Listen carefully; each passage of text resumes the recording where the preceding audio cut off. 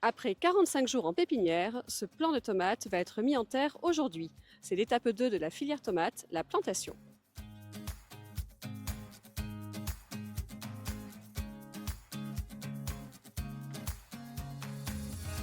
Alors on est à Saint-Barthélemy d'Agenais en Lot-et-Garonne et on est chez notre producteur de tomates, monsieur Nicolas Camus. Ces tomates, elles vont pour notre usine Tomates d'Aquitaine qui est à Bergerac et depuis ici on a une quarantaine de kilomètres à peu près. Ici on a une parcelle de 6 hectares et on met à peu près en densité 28 000 pieds hectares.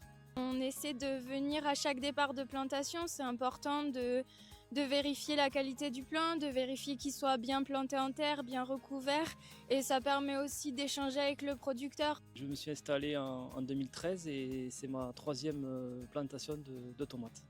Donc pourquoi la tomate? Pour diversifier mon exploitation. C'est une culture qui est mécanisée, qui ne demande pas beaucoup de main d'œuvre. Et puis il y a un très bon suivi de technique derrière. Pour le matériel spécifique tomate, je fais appel à la Cuma de Clérac. Donc pour la plantation, de la plantation à la récolte. Mon rôle, c'est de ravitailler la planteuse en plant de tomates uniquement et de surveiller, de voir si tout se passe bien.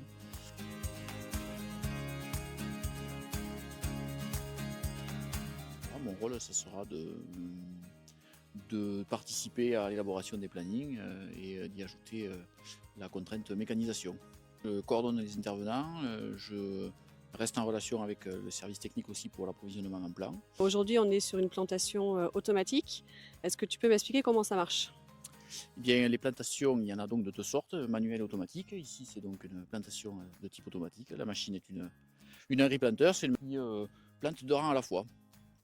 Voilà, donc il n'y a que 2 opérateurs, un chauffeur tracteur et un opérateur machine.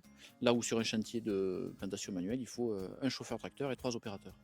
Dans notre organisation, les 2 systèmes sont complémentaires, voilà, car la capacité des automatiques journalières est plus importante, mais n'avoir que des automatiques nous obligerait à avoir moins de chantiers ouverts et par rapport à la météo ou par rapport au ressuyage des parcelles surtout, on serait peut-être moins réactif.